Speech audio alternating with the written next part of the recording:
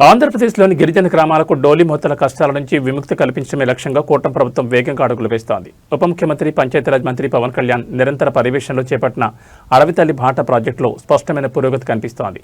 గిరిజన ప్రాంతాల్లో పెండింగ్ రహదారి పనులపై ఉన్నతాధికారులతో పవన్ కళ్యాణ్ కీలక సమీక్ష నిర్వహించారు. అడవితల్లి బాట తొలి దశలో 1,005 కోట్లతో 1,069 కిలోమీటర్ల మేర రహదారులు చేపట్టగా ఈ కార్యక్రమాన్ని మరింత విస్తరిస్తూ అడవితల్లి బాట 2.0ను ప్రారంభించారు.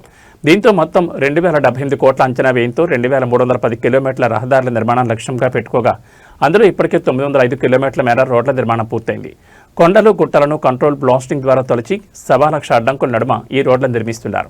ఈ కేంద్రంలోని ప్రధాని నరేంద్ర మోడీ సహకారంతో గిరిజన గ్రామాలకు విద్య, వైద్యం, ఉపాధిని చేరువ చేసేందుకు ఈ ప్రాజెక్టును వేగవంతం చేస్తున్నారు. వర్షాల వల్ల ఆటంకాలు ఉన్న ప్రాంతాలు మినహా మిగిలిన చోట్ల పనులు నిరంతరంగా కొనసాగించాలని పవన్ కళ్యాణ్ ఆదేశించారు.